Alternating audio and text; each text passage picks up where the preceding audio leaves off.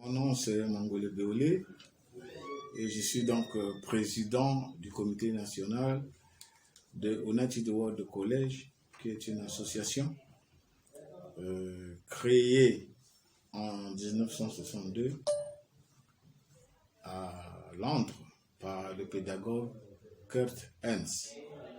Et cette association a un caractère d'intérêt général, a pour mission de faire de l'éducation une force afin d'unir les peuples, les nations et les cultures pour construire un monde en paix et un avenir durable. Donc c'est un mouvement qui a un caractère éducatif et qui travaille sur la jeunesse. Et sa mission, c'est changer le monde par l'éducation. Voilà. Alors, comment est-ce que vous faites pour recruter les jeunes que nous voyons ici, les enfants? Parce qu'il y en a qui pensent que c'est une école et tout. Comment est-ce que les jeunes la font pour intégrer l'association? Eh bien, nous sommes donc un comité national, comme j'ai dit tantôt. Notre mission, d'abord, c'est représenter le comité international qui est basé à Londres et ensuite représenter les 18 écoles qui existent de par le monde. Maintenant, notre dada, comme on dit, c'est sélectionner les élèves, faire passer le test pour envoyer les jeunes qui veulent aller étudier à l'étranger dans l'une de nos écoles. Et les critères de sélection sont les suivants. Il faut être un jeune scolarisé, un jeune qui va à l'école, qui a un âge qui varie entre 16 et 18 ans, être en seconde ou en première ou en terminale, et être de nationalité congolaise, être de bonne moralité, pas quelqu'un qui est chanvreux ou quoi. Et vous venez passer le test. Le test se passe ici. Et souvent, nous choisissons la première période, c'est en février. Donc le 5 février ou le 4 février, nous organisons le test. Nous organisons le test à la condition que le comité international qui est basé à Londres nous envoie les bourses. C'est le comité qui reçoit les bourses, le comité international qui reçoit les bourses pour tout le monde entier et dispatche. Il publie un site qui publie les bourses. Et si nous regardons que le Congo a été bénéficiaire, alors nous affichons ici pour dire qu'il y a telle école, telle école, telle école, telle école qui nous a attribué une bourse. Et alors, nous nous lançons dans l'appel à candidature. Est-ce que dans tout cela, il y a la contribution des parents des élèves que vous envoyez là-bas? Il y a une contribution? Il n'y a pas de contribution parce que quand nous organisons le test, il y a des droits d'inscription. Il y a des droits d'inscription. Au regard de ces droits-là, nous louons la salle. Et nous donnons un petit déj aux élèves, de l'eau. Là, il n'y a pas la contribution des parents. Voilà. Et ça fait déjà combien de temps que cette association existe ici au Congo-Brazzaville? Bon, au Congo, pour votre gouverne, l'association existe depuis 2008. Alors que j'étais à l'étranger, j'étais diplomate en Belgique. C'est là-bas que j'ai, à travers mes réseaux, mes amis, j'ai découvert le mouvement. Et j'ai participé, je partais voir comment ça se fait. Et j'ai été intéressé, j'ai amené donc cette personne, celui qui était président du comité national belge. Je l'ai amené donc à l'ambassade. Je l'ai présenté à l'ambassadeur et on a vu que c'était bon pour notre pays. nous avons pris contact avec lui, c'est M. Emmanuel Doutremont. Il est venu au Congo, on a recommandé des gens, et il est venu mettre en place le comité national du Congo-Brazzaville. 2 ans après, c'est en 2010, le comité international a envoyé les premières bourses.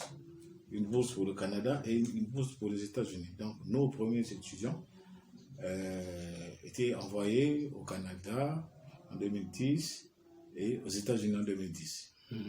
Est-ce qu'au jour d'aujourd'hui, on peut avoir les statistiques de jeunes Congolais qui ont déjà été envoyés dans ces pays-là? Oui, avec plaisir. À ce jour, donc, je continue d'abord à dire un peu comment ça s'est passé. En 2000, je suis rentré. Bon, déjà étant à l'étranger, j'étais déjà membre. J'étais déjà vice-président. Quand je suis rentré, il y avait un grand frère qui était président. Et après, il est tombé malade. Il est allé en France. Et on a refait le bureau. Et je suis passé président. Et depuis que je suis passé président, il fallait d'abord que l'ordre nous valide. Il fallait que nous signions le mémorandum d'entente avec le siège. Et on l'a signé. Et en 2013, on a commencé à avoir beaucoup de bourses. À ce jour, nous avons déjà reçu 27 bourses. 27 bourses. Pour la première fois, le Canada nous a envoyé la bourse, c'était en 2010. Entre-temps aussi, ils ont envoyé encore d'autres bourses. Le Japon nous a donné une bourse pour parmi les 27. Les États-Unis déjà 2 bourses. La Chine déjà 2 bourses. D'Angleterre une bourse. Des Pays-Bas déjà 4 bourses. L'Italie une bourse. Et bien d'autres pays. Donc on en a au total 27. Sur les 27, 11% ont décroché pour des raisons suivantes. Manque de résultats, insuffisance de résultats, ça c'était en Italie. Cas de maladie, ça c'était en Hollande. Ensuite, cas de viol, cas d'indiscipline. Donc 11% de nos étudiants n'ont pas franchi la ligne d'arrivée. Est-ce que tout marche comme sur les rails? Il n'y a pas de problème dans les voyages, les papiers, tout ça au niveau du pays ici? Il n'y a pas de difficulté? Non. Bon, disons que vous savez, c'est un mouvement international qui existe depuis 1962. Et parmi les présidents, il y a eu le prince Charles de l'Angleterre, il y a eu le président Nelson Mandela, et actuellement, c'est la reine de Jordanie, la reine Nour. Donc, une fois que la bourse est accordée, les démarches administratives commencent par l'école. C'est l'école qui envoie les papiers. Quand l'école envoie les papiers, donc on engage déjà la procédure de visa. Et ici, nous accomplissons le reste.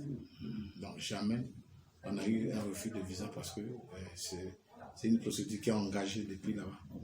Mais Monsieur le Président, on a l'impression que l'association n'est pas trop connue au niveau de Brazzaville et même à l'intérieur. Bon, ce qui est vrai, on n'est pas encore parti à l'intérieur. Mais déjà, des candidats de l'intérieur sont déjà venus. Il y en a ceux qui ont déjà obtenu la bourse. Il y a un étudiant de Wesso, qui est arrivé, enfin un élève de Wesso, qui est arrivé et il est parti au Japon. Bon, il y a eu au moins 2 fois des élèves de Pona qui sont venus. C'est un test. Hein. Bon, les tests, on prend par rapport au nombre de bourses. On peut avoir beaucoup d'admis, mais s'il n'y a que 2 ou 3 bourses, on ne peut pas satisfaire tout le monde. Donc, l'association n'est pas connue. Je pense qu'elle est quand même connue. Déjà, sur le plan juridique, on est connu parce qu'on est enregistré au ministère de l'Intérieur et souvent on fait des interventions au niveau des médias. Dimanche passé, nous étions l'invité du journal de 7h. Voilà, donc, mais dans les écoles, on commence à nous connaître parce qu'on va dans les écoles pour expliquer. Mais je pense que dans notre Looking Ahead, donc programme pour le futur, on va aller à l'intérieur. Ici, c'est beaucoup plus l'anglais. Est-ce que les candidats doivent avoir la maîtrise de cette langue de Shakespeare pour venir passer un test ici? Bon, disons que les études là-bas, dans les écoles, il y en a 18, je vous ai dit, il y a 18 écoles.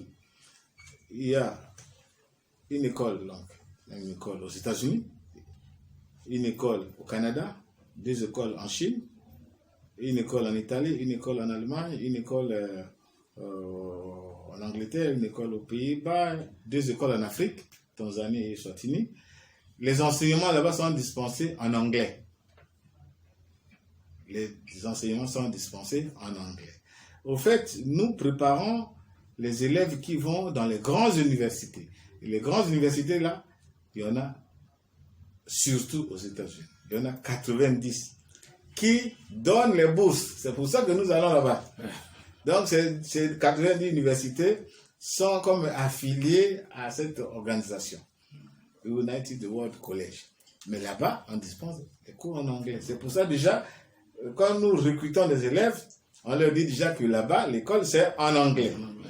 Mais l'école, il n'y a pas que l'anglais, c'est l'école. On prépare les gens qui doivent aller à l'université.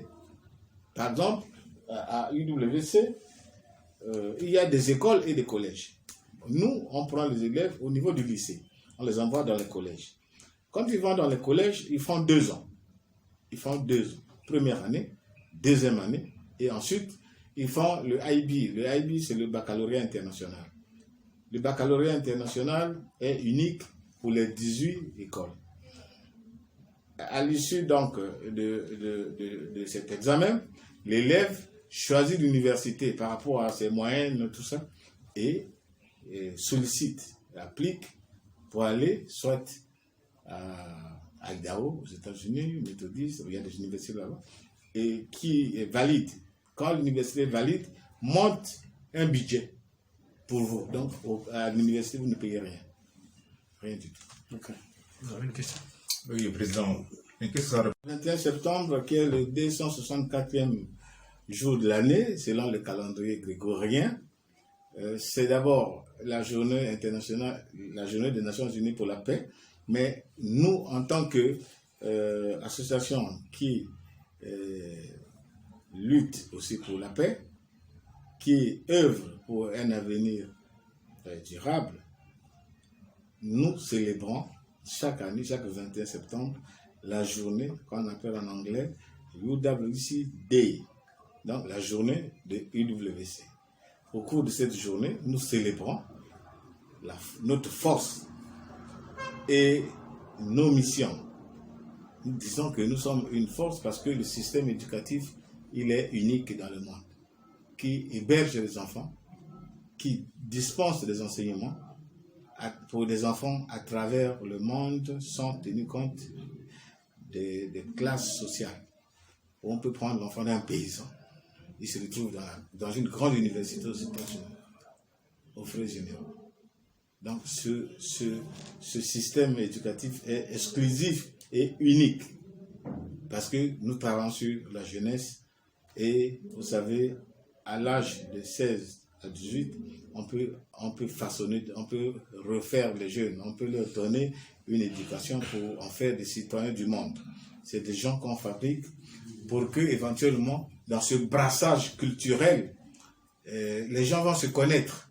Et comme ça sera un réseau, le système de réseautage, ces différents étudiants formés dans le monde, il y en a plus de 60 000 qui ont été formés, ils se connaissent, ils occupent des postes et il y aura sans doute plus de guerre parce que les gens se connaissent. Mais j'ai dit tantôt que à ce jour, nous ne contribuons pas financièrement au système. Parce que c'est une association qui vit des dons, et autres. Mais nous avons bénéficié de 27 bourses. 27 bourses. Mais plus vous donnez, plus vous recevez. Les États-Unis, les vrais donateurs, les grands donateurs, c'est Shelby. Shelby met 2 milliards par année. Il donne 4400 bourses par année dans le monde. Et c'est pour ça que quand le comité international reçoit les bourses, la priorité est accordée aux États-Unis.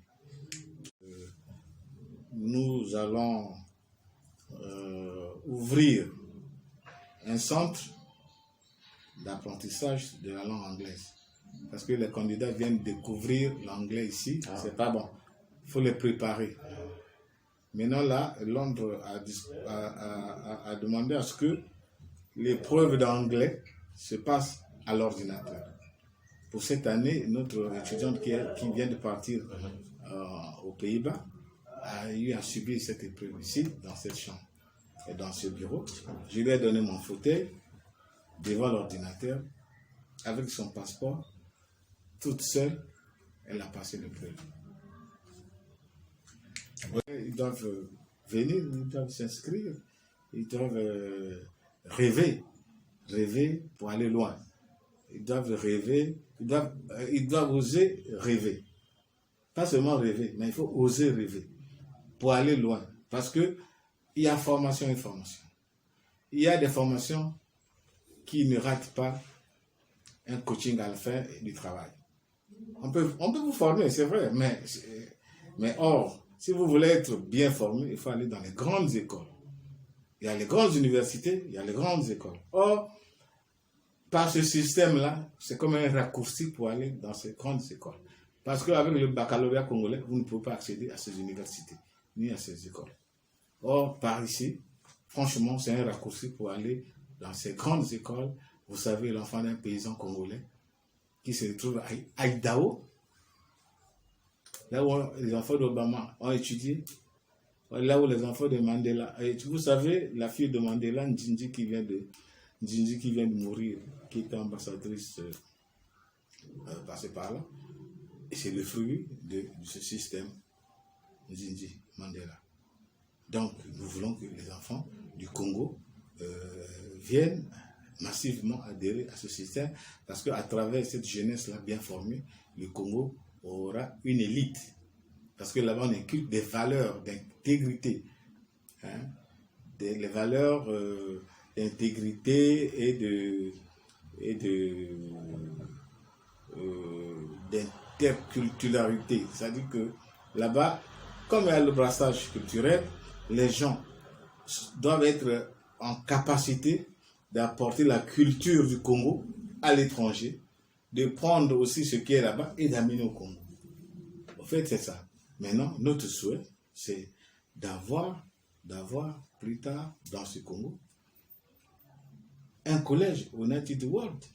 Parmi les écoles des lycées d'excellence, là, on peut transformer un lycée en collège United World College, parce que quand nous étions en conférence, au meeting à Accra, il était question de créer une école en Afrique. Mais nous, on ne pouvait pas être candidat parce qu'on n'a pas encore pris langue avec les autorités. Et puis, on ne sait pas, on n'a pas encore de moyens. Et les amis de la Tanzanie qui avaient déjà une école, le lycée Moshi, avaient les conditions et ils ont obtenu donc la création du dernier collège à l'heure où nous parlons au niveau de la Tanzanie. Et là-bas, ils nous ont déjà donné 3 bourses. Donc nous avons déjà des étudiants qui sont là-bas et qui vont aller aux États-Unis. Il y a une qui a terminé là-bas, qui est déjà aux États-Unis. Pour vous faire comprendre que dans ce système-là, il n'y a pas de discrimination sociale. Ça n'existe pas parce que nous avons envoyé la fois dernière 3 dossiers à Londres. Une fois, nous avons donc à cette étape-là. Donc, après l'étape normale de sélection, il y a comme des rattrapages. Et là, on soumet les dossiers. Et pour ceux qui ont eu les tests, mais qui n'ont pas eu de bourse, on soumet les dossiers au siège. Nous avons envoyé des dossiers de l'enfant d'un paysan, de l'enfant d'un docteur et l'enfant d'un colonel. Quand Londres a renvoyé le dossier, c'est l'enfant du paysan qui a été retenu. Et l'enfant est aujourd'hui dans une grande université. Et son papa pourra faire le témoignage aujourd'hui. Merci. Merci, Président. Je vous en prie.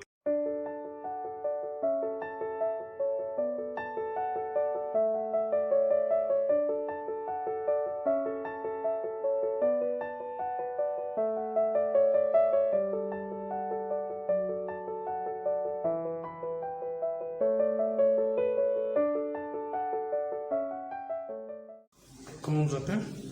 Je m'appelle Inyongi Patricia Providence Céliane.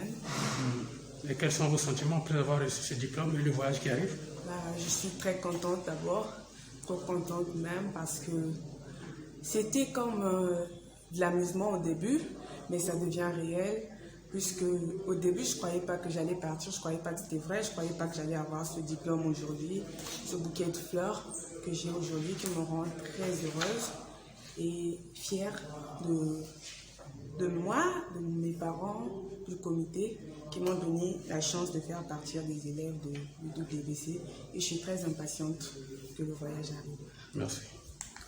Je m'appelle Ito Matoubakoumou Stanislas. Alors, quelles sont vos impressions après avoir reçu ce diplôme et le voyage qui pointe à l'horizon? En fait, ça me fait un plaisir de recevoir ça parce que pour moi, je ne m'attendais pas à ça. Je croyais juste, quand mes parents me parlaient de ça, je pensais que c'était juste de la blague, c'était juste de l'amusement. Mais là, j'ai reçu le diplôme et je suis vraiment fier de ça. Mon but est d'aller là-bas et de représenter mon pays. Je vais faire un effort et je vais réussir pour la fierté du comité et de ma famille. Merci.